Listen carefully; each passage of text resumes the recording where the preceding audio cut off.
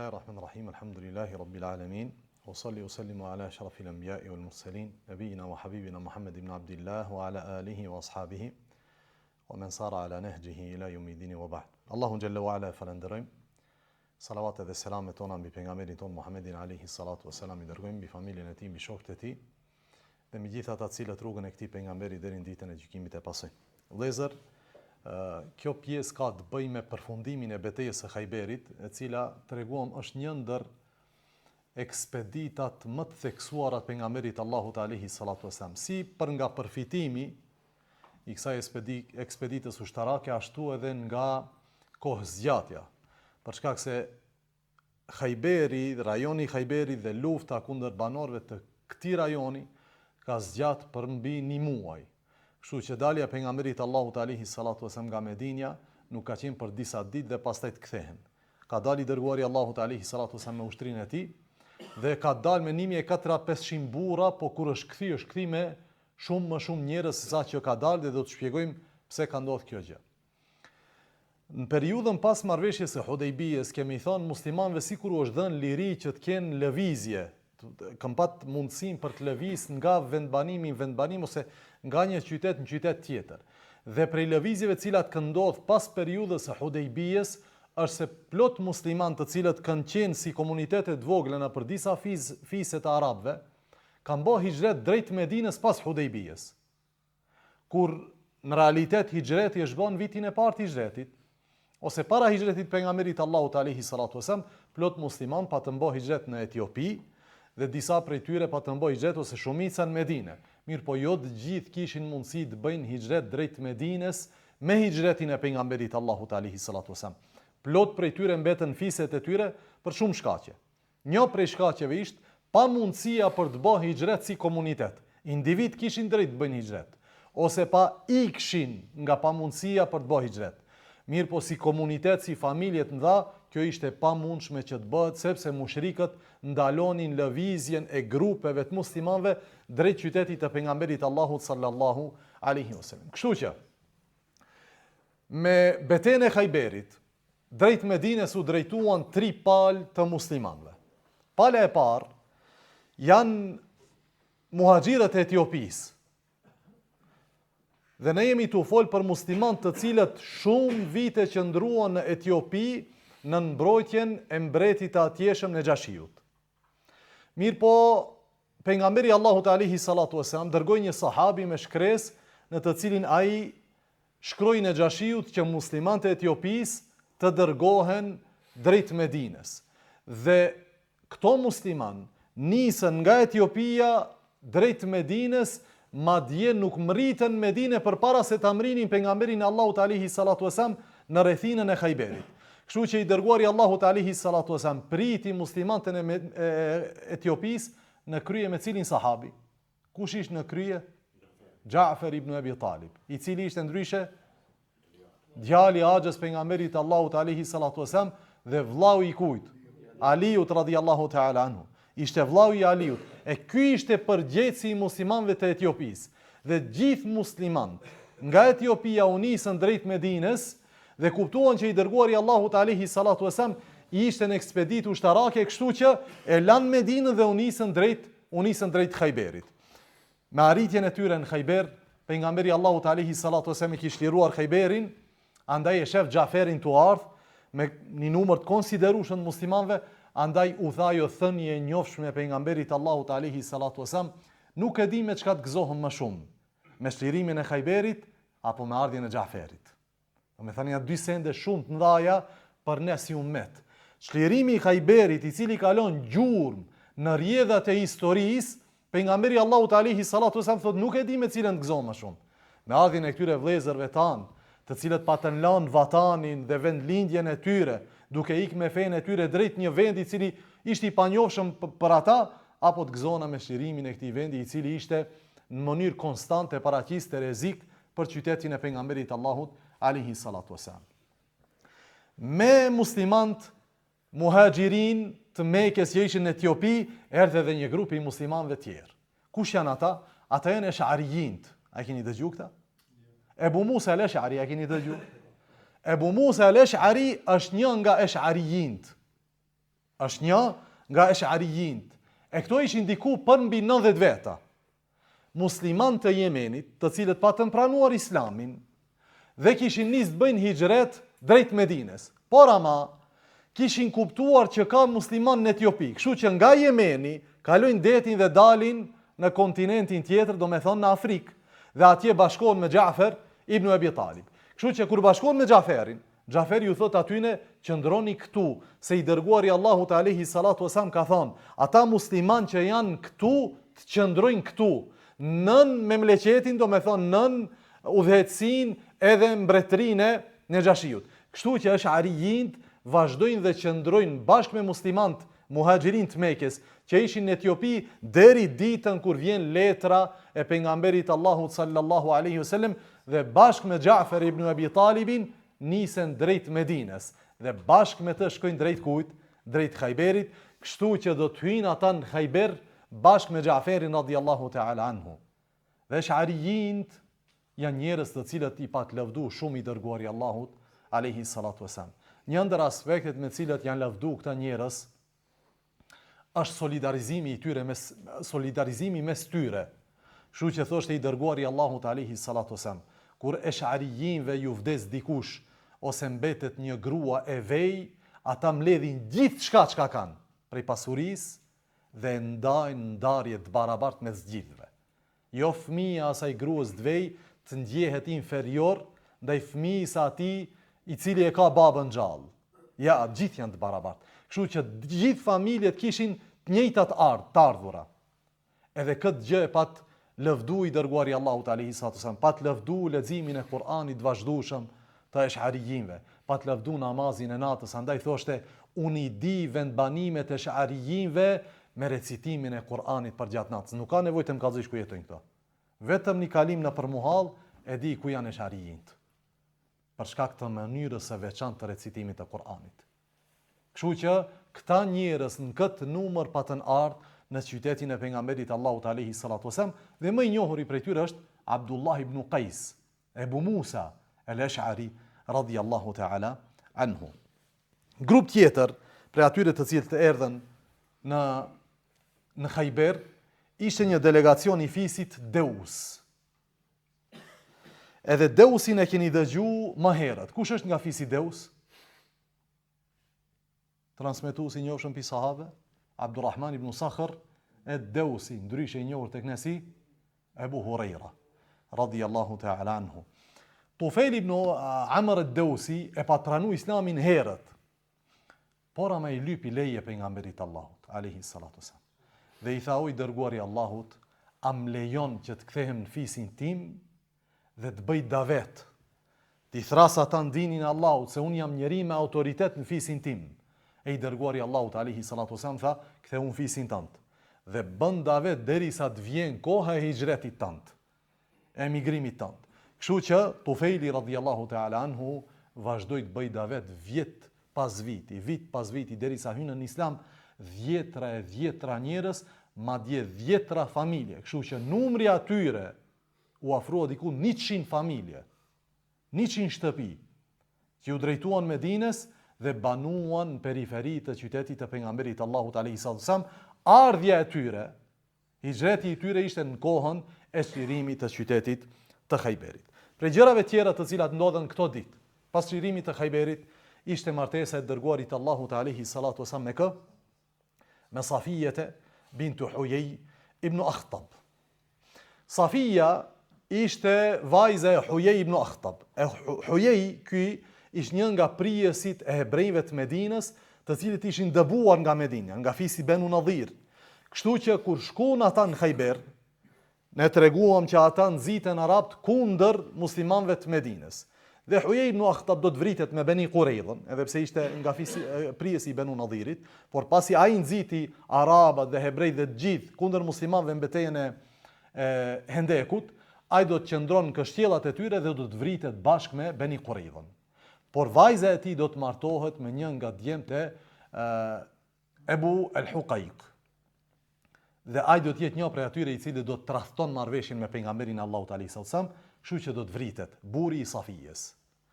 dhe ajo do të robrohet në pjesë të grave dhe fëmijëve ose të antarëve të fisit të hebrejve, cilët do të robrohen.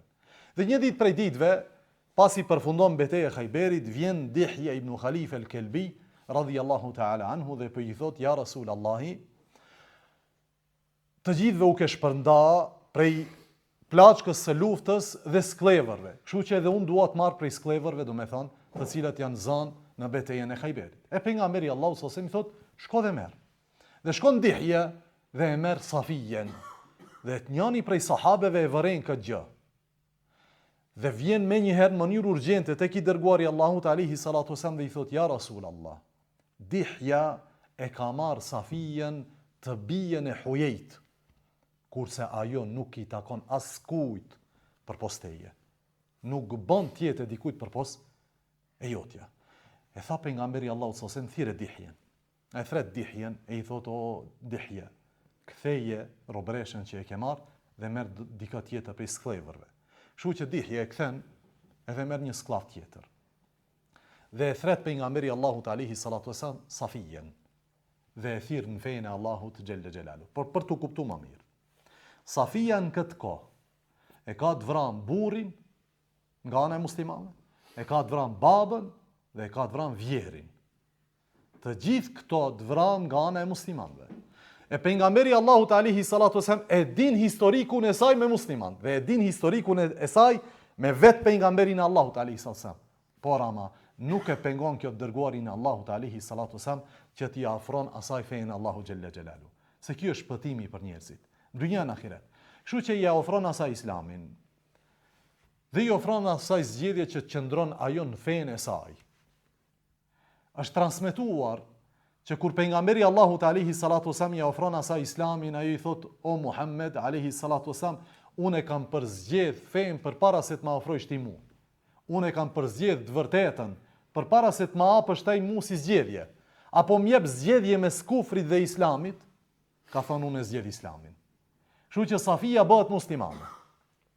Dhe i dërguari Allahut alaihi salatu wasallam, pasi bëhet ajo muslimane, e lyp për martesë. Dhe i thot: mehri yt do të jetë lirimi yt, do të jesh grua e lirë. E Safija radhiyallahu ta'ala anha pranon që të martohet me pejgamberin Allahut sallallahu alaihi wasallam. Ajo ishte në moshë 17 vjeçare. Dhe martesa e saj me pejgamberin Allahut alaihi salatu wasallam, në kohë kur i gjithë fisi i saj kish një lloj urrejtje të madhe ndaj pejgamberit Allahut në veçanti dhe muslimanëve në përgjithësi, ishte e çuditshme për lexuesit e historisë të kohës sonë dhe atyre që janë para nesh. Mirë, po nëse lexojmë historinë e Safijes, do të gjejmë se ajo ishte shumë e sinqertë dhe shumë transparente në mendimet që kishte për pejgamberin Allahut alaihi salatu wasallam. Dëgjoj çfarë thot Safija. Një ditë prej ditëve, pejgamberi Allahut alaihi salatu wasallam, kjo ditët e para, pasi e lyp për martesë, sheh në fytyrën e saj një pjesë të fytyrës e kishte jeshile, sikur dikush i kishte ra. E i thot pejgamberi Allahut: ç'është kjo në fytyrën tënde, o Safije? Tha Safija radhiyallahu anha: isha, thot, e shtrir në prehrin e burrit tim, Rabia ibn Abil Huqejq, më duket se Rabia ka emrin. Dhe thot: për një herë u çova, thot, isha në gjumë, për një herë u zgjova, se kisha pa një ëndër. E tha: ja tregova ëndrën time. E tha: ç'është ëndra jot?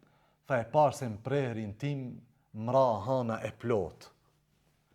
Edhe thot: mra me një shuplak të fort dhe më tha mu: ti shpreson mbretin e Medines, mbretin e Jethribit. Do me thonë, don të martohesh me mbretin e Jethribit. Kush është mbreti i Jethribit? Pejgamberi Allahut alaihi salatu wassalam. E Ibn Abil Huqejq e ka komentu ëndrrën e Safijes dhe e ka kuptu se ajo do të martohet me pejgamberin Allahut alaihi salatu wassalam. Pa me i ditë rrethanat që do të ndodhin të ardhmen.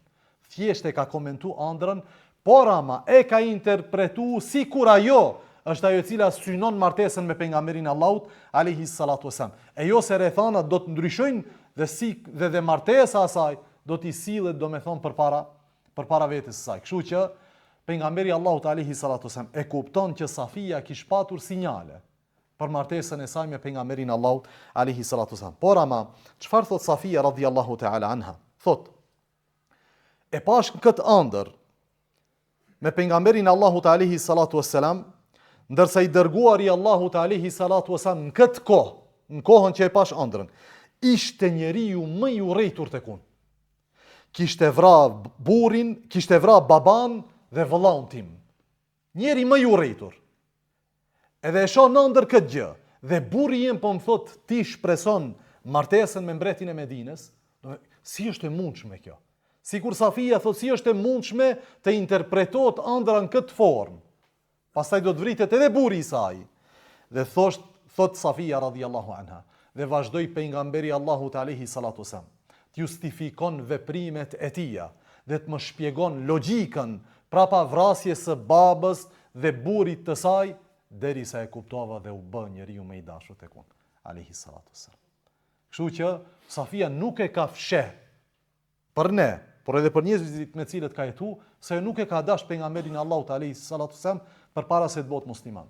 Përkundrazi, ka pat armiqësi me të, se populli i saj ka luftuar me pejgamberin Allahut sallallahu alaihi wasallam. Kështu që ajo u martua me pejgamberin Allahut alayhi salatu wasallam dhe pejgamberi Allahut sallallahu alaihi wasallam priti që ajo të kalon idetin e saj, e dërgoi te Sulejmi që ta përgatit për martesë, për natën e dhëndrisë, dhe atë ditë në cilën u martu me Safijen radhiyallahu ta'ala anha, pejgamberi Allahut alayhi salatu wasallam thiri disa prej shokëve të tij, sahabeve, dhe i gostiti ata me diçka që në gjuhën arabe quhet hejs. Ajo është brum hurmash i cili bëhet me tly dhe me do materiale tjera. Po në esencë, do me thënë, është ai brumi i saj është i përbërë, do me thënë, nga hurmat, është një lloj ëmbëlsine. Dhe kjo ka qenë dasma e pejgamberit Allahut alayhi salatu wasallam. Pa shumë komplikime, pa sallone darsmash, pa shumë borxhe, pa shumë frikë për të ardhmen që 3 tonë kanë këtë gajle.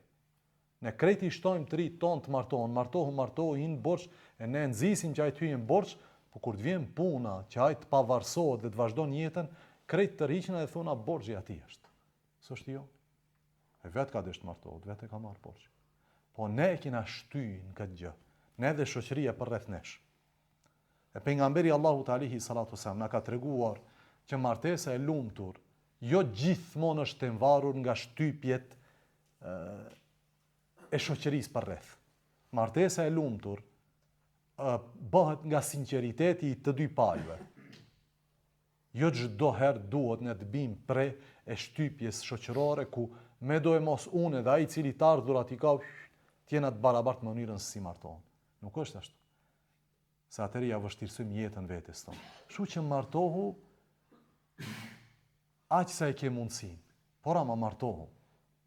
Nëse je pa martu, martohu. Se martesa është pjesë përmes së cilës ne plotësojmë imanin dhe karakterin ton. Është pjesë me cilën ne realizojmë krenarinë e dërguarit Allahut alayhi salatu wasallam përpara Allahut dhe përpara ummeteve tjera. Kështu që pejgamberi Allahut alayhi salatu wasallam u martua me Safijen radhiyallahu ta'ala anha, e mori atë dhe e solli në Medinë, dhe nga dita që u soll në Medinë, Safia ishte një ndër referencat ose një ndër pikat e xhelozisë së grave të pejgamberit Allahut alayhi salatu wasallam, për shkak të bukurisë së saj dhe për shkak të disa virtyteve që i kishte Safia radhiyallahu ta'ala anha. Çështje tjetër tepër e rëndësishme, e cila do të lë gjurmë në jetën e pejgamberit Allahut alayhi salatu wasallam, është se pasi që bëhet marrëveshja me hebrejt e Medinës, me hebrejt e Khajberit, ata do ta gostisin pejgamberin Allahut alayhi salatu wasallam si prijësi i Jethribit ose Medinës. Mirë po një grua nga hebrejt e Khajberit do të mundohet që t'i bëj atentat pejgamberit Allahut alayhi salatu wasallam, duke helmuar ushqimin të cilin e hante i dërguari Allahut alayhi salatu wasallam. Ajo është Zeynep bintul Harith, motra e Merhabit, të cilin e vrau Aliu radhiyallahu ta'ala anhu, ky luftar dhe trimi i madh i cili doli në 2 luftim me Aliun dhe të cilin e vrau Aliu radhiyallahu ta'ala. Kjo Zeynep do të pyet cila pjesë e deles është më e dashur për Muhamedit alayhi salatu wasallam. Edhe pse gjithë deles do t'i vendon helm, mirë po kësaj pjese, e cila është këmba e përparme ose shpatlla, do t'i vendoj më shumë helm me qëllim ose me synim që atë pjesë të hajë dërguari Allahut alayhi salatu wasallam. Dhe ashtu ndodhi. Një nga sahabët i cili ishte në sofër me pejgamberin Allahu alayhi salatu wasalam, ai është djali i Al-Bara ibn Ma'rur radhiyallahu ta'ala an. Al-Bara kishte një djalë. E djali i tij do të jetë në sofër me pejgamberin Allahu alayhi salatu wasalam, një nga luftëtarët prej sahabeve, dhe do të ulet haj bashkë me pejgamberin Allahu sallallahu alaihi wasallam. Dhe i dërguari Allahu alayhi salatu wasalam do të merr nga shpatulla e kësaj dele dhe do ta fut në gojë. Është transmetuar nga Ibn Ishaku që shpatulla ka folë dhe ka thonë që është helmuar. Mirë po, nëse marrim ta vendosim në kantar në aspekt të autenticitetit haditheve që flasin se kjo pjesë e kafshatës së deles ka folë, shohim se nuk është aq, domethënë, autentike. Por ama dietarët e sirës e kanë përmend. Ajo që është përmend Sahihun e Imam Buhariut nuk ekziston ky detaj. Ekziston që i dërguari Allahu sallallahu alaihi wasallam ka fut në gojë dhe sikur nuk i është duke shishme. Andaj nuk ka vazhduar të haj. Kurse djali i Al-Bara ibn Ma'rurit ka vazhduar të haj dhe është transmetuar që ka thënë ja Rasulullah, e për ty pa nga turpi prej teje dhe nuk dojsha ta nxjerr nga goja. Andaj sikur i dërguari Allahu sallallahu alaihi wasallam vrejti që ushqimi është i helmuar dhe i thiri hebrejt dhe ju tha atyre, unë do t'ju pyes për diçka, po shpresoj që t'jeni të sinqert. Thanë ato, po do t'jena të sinqert. Tha i dërguari Allahu alayhi salatu wasallam, a keni vendos në këtë dele helm? Ata thanë po. Kemi vendos helm. E tha pejgamberi Allahu sallallahu alaihi wasallam, "Wa ma hamalakum ala dhalik?" Çka ju shtyu ta bani këtë punë? Shikoj logjikën e tyre. Thanë, nëse je pejgamber s'të bën dëm helmi, po nëse je renavec, na rahatojshin neve në popullin tënd. Çka? Po nëse jam pejgamber dhe se m'bën dëm helmi, a bani musliman ju? Nuk ju tha i dërguari Allahu sallallahu alaihi wasallam kështu. Po logjika është kështu. Do të thonë ju punoni me këtë logjik, e logjikshme është ju a do bëheni musliman nëse helmi s'e bën dëm? Ja. Kështu që helmi nuk i bani dëm pejgamberit Allahu alayhi salatu wasallam. Nuk e vrau, po e vrau kë shokun e tij. E vrau sahabiun i cili hangri bashkë me pejgamberin Allahu alayhi salatu wasallam. Kështu që në moment të parë pejgamberi Allahu sallallahu alaihi wasallam identifikoi gruan e cila ka vendos helmin në ushqim dhe ajo mori përgjegjësinë që e ka vendos këtë gjë dhe e fali. Tha shko se je falur. Ta kena fal. Po kur vdiq sahabiju, tha nuk është e jona t'ja falim. Çfarë duhet bëhet? Qisas bëhet, vritet për shkak se ka vrarë njeri. Andaj nuk është ligji në duar tona, ligji është ligj, zbatohet dhe aplikohet mbi të gjithë. Kështu që u thirr kjo grua dhe u ekzekutua për vrasjen e sahabijut të pejgamberit Allahut sallallahu alaihi wasallam. Por ama, ky helm ka lënë ngjurë në jetën e pejgamberit Allahut sallallahu alaihi wasallam, sa ka jetuar 3-4 vjet pas kësaj. Dhe sa herë që ndjente dhimbjen e ngjashme me atë Khajberit, pejgamberi Allahu sallallahu alaihi wasallam thoshte, o ja Aisha, është ihtina dhe dhimbja e helmit Khajberit.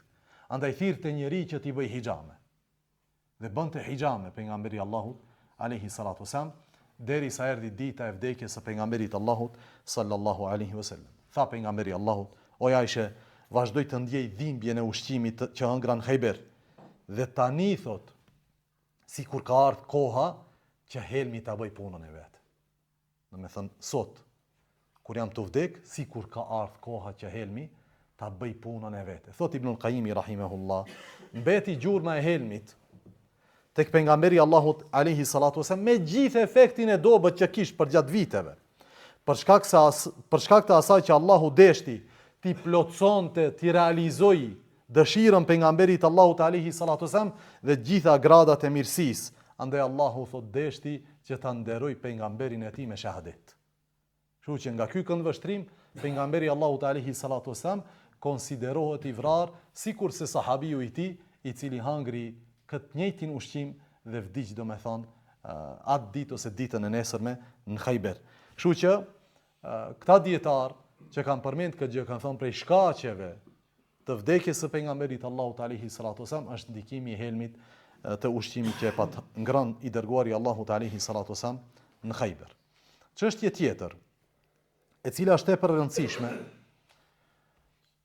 pas Khajberit është se kjo pjesë e gjeografisë, do me thënë veri lindje të Medines, nuk ishte hebrejt nuk ishin të koncentruar vetëm në Khajber, ishin të koncentruar disa vendbanime. Ne përmendëm Wadi al-Qura, ne përmendëm Fedeku, ne përmendëm Tejman.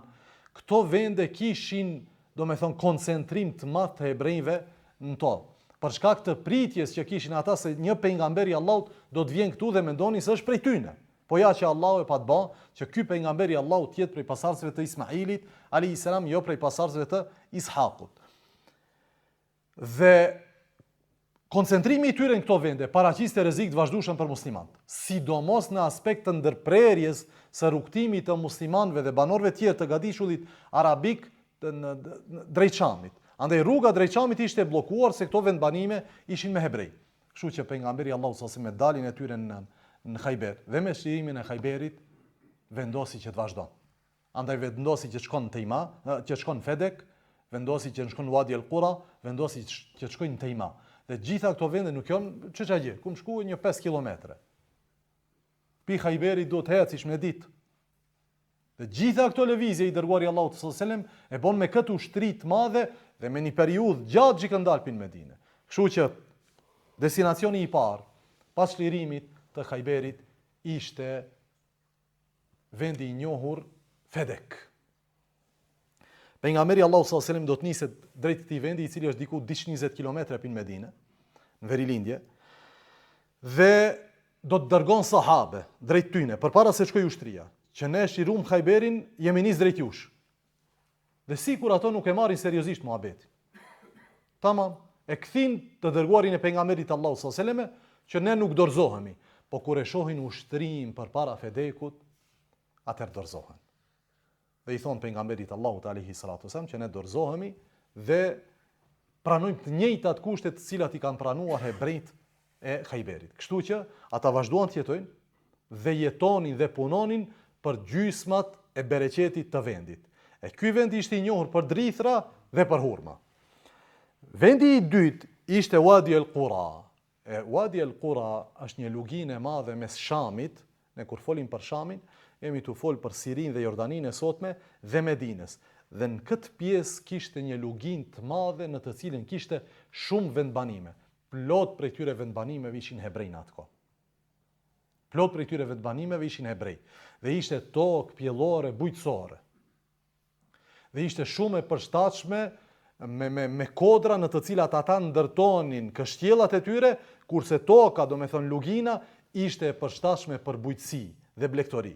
Kështu që ata natën qëndronin kështjella dhe ditën punonin tokat e tyre. E i dërguari Allahut alaihi salatu wasallam do të niset drejt Fedekut dhe drejt Wadi al-Qura dhe ushtria e tyre do të del përballë ushtrisë së muslimanëve.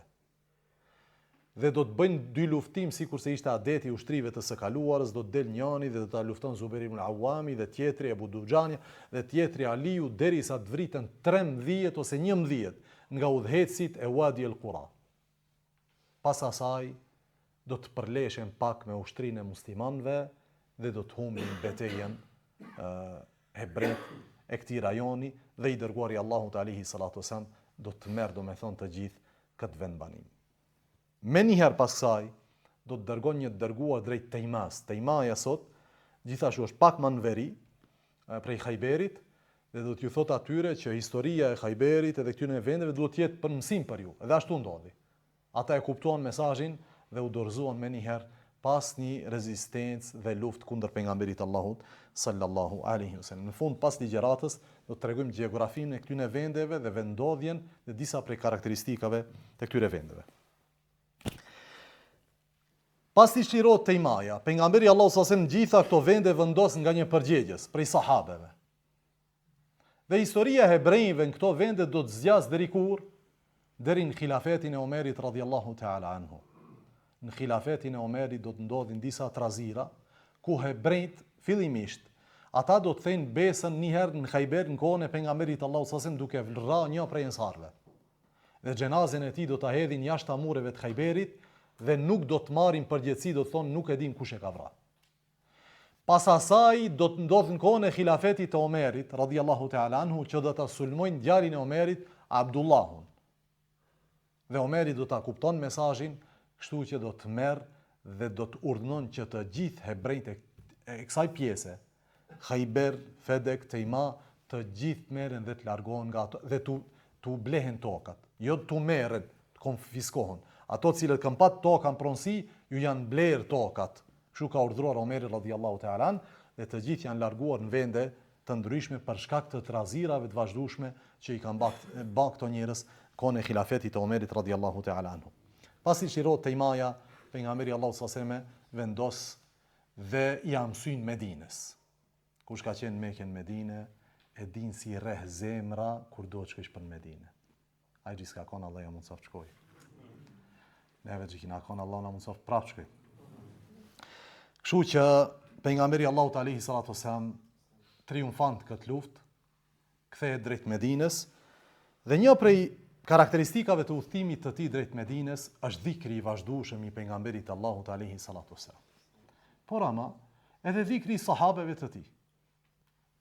Po në dhikrin e tyre kishte diçka e cila ngjalli kurreshtjen e pejgamberit Allahu sallallahu alaihi wasallam dhe bani atë që t'u mëson atyre formën e drejtë të dhikrit. Si e përmend njeriu Allahun xhella xhelalu.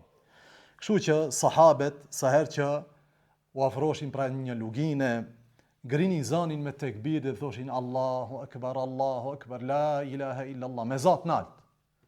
E thoshte pejgamberi Allahu sallallahu alaihi wasallam, merreni veten me të mirë, në këtë kuptim. Ju nuk e përmendni ose nuk e lutni një shurdh dhe me mec. Pse ngrini zanin që kaq? Ka e përmendni ju. Dikë që si ju dëgjon, po ti e përmend Allahun.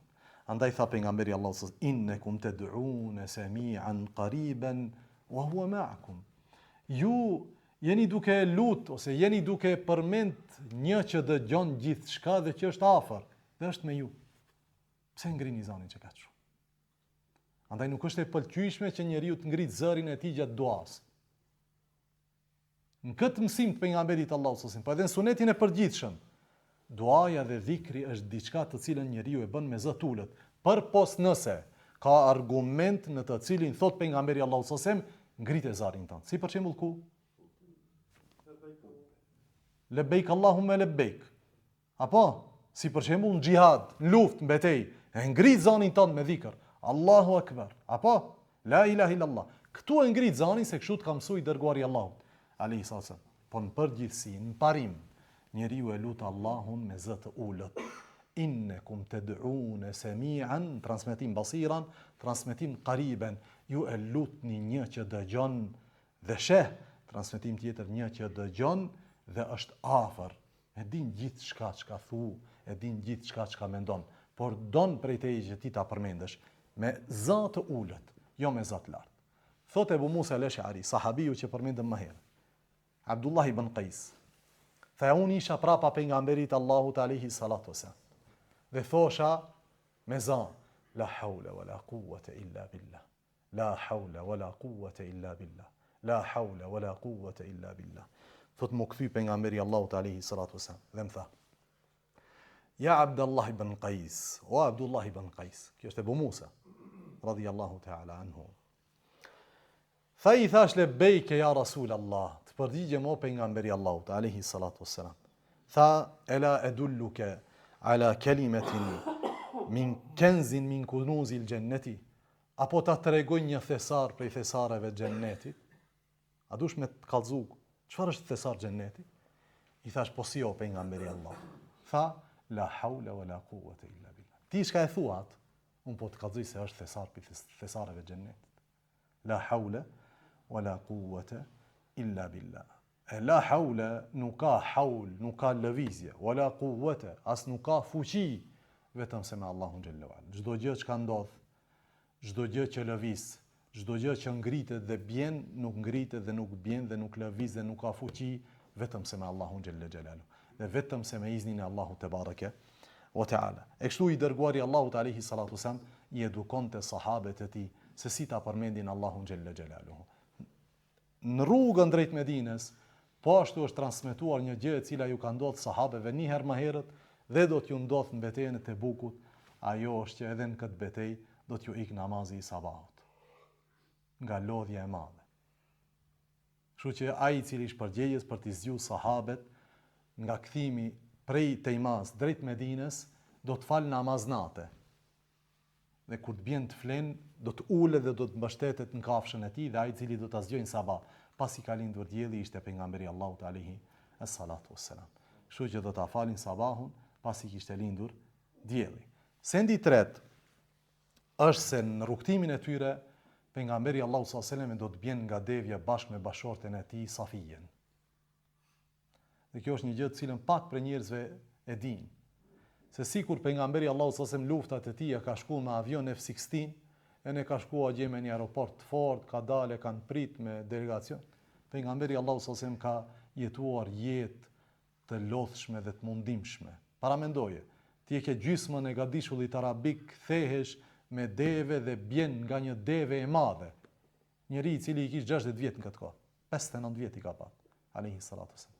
Dhe do të bjen nga devja dhe sahabët e Enesi radhiyallahu ta'ala dhe një sahabe tjetër do të vrapojnë drejti me frikën se mos i ka ndodhur diçka e rëndë, mirë po do të çohet pejgamberi Allahu sallallahu alaihi wasallam sikur nuk i ka ndodhur asgjë dhe do të urdhnon që të shkojnë ta shohin Safijen a është gjithçka në rregull me të, edhe gjithashtu edhe Safia radhiyallahu ta'ala anha nuk do të lëndohet shumë nga ky rrëzim nga devja e tyre. Do të afrohet pejgamberi Allahu sallallahu alaihi wasallam në Medinë dhe ju e dini thënien e famshme të tij kur afrohej drejt Medinës dhe e shihte kodrën e Uhudit, thoshte i dërguari Allahut alayhi salatu wasalam, Uhudun jabalun yuhibbuna wa nuhibbuhu. Uhudi është kodër ose mal që na don dhe ne e duam atë. Është reciproke mes nesh edhe Uhudit, që ne e duam Uhudin edhe Uhudi na don neve. E kjo thënie në vazhdimsinë në për udhtimet e pejgamberit Allahut alayhi salatu wasalam ishte myshde për sahabët se jemi afru drejt qytetit të pejgamberit Allahut alayhi salatu wasalam. Por ama për dallim nga udhtimet tjera, pejgamberi Allahut alayhi salatu wasalam në hyrjen e tij në Medinë ose përpara se të hyjë në Medinë do të thotë diçka të cilën nuk e ka thënë në udhtimet e tij të mëparshme. Ajo është diçka e cila për ne është shumë normale sot. Por ama atëherë për sahabët nuk ishte normale dhe ishte vendosje një ligji të ri që muslimanët nuk e njihnin për Medinën. Ajo është se Medinja do të ketë haremin e saj.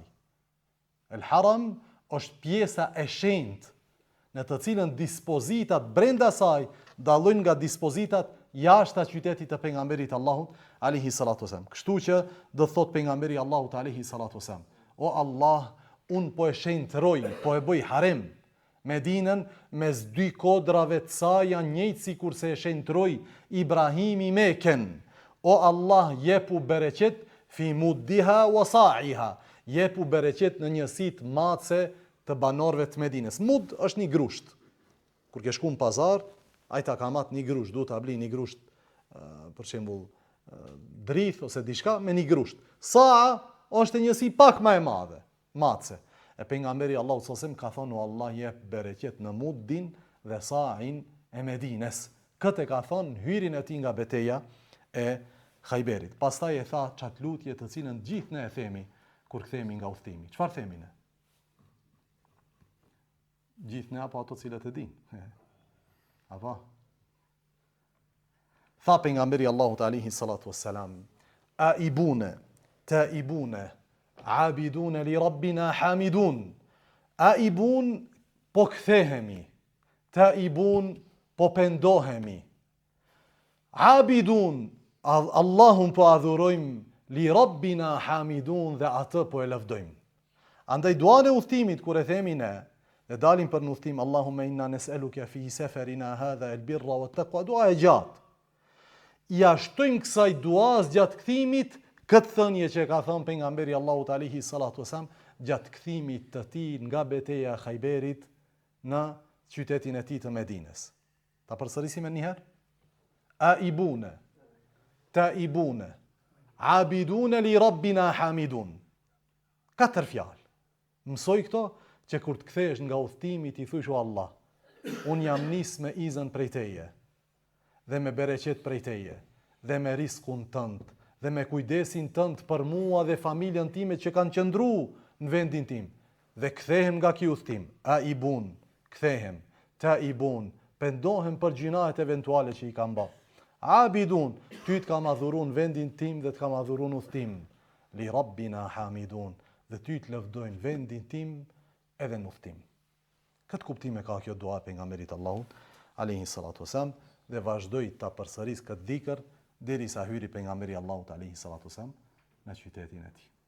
Vazhdojmë ligjëratën e ardhshme me detaje tjera që kanë të bëjnë me sirën e pejgamberit Allahut alayhi salatu wasallam, për shkak se ne hyjmë më me një fazë të re të ndodhive që kanë të bëjnë me Khajberit dhe çlirimit të Mekës. Dhe kadal jemi duke u afruar fundit të jetëshkrimit të pejgamberit Allahut alayhi salatu wasallam. Subhanakallahumma wa bihamdika ashhadu an la ilaha illa ant astaghfiruka wa atubu ilayk.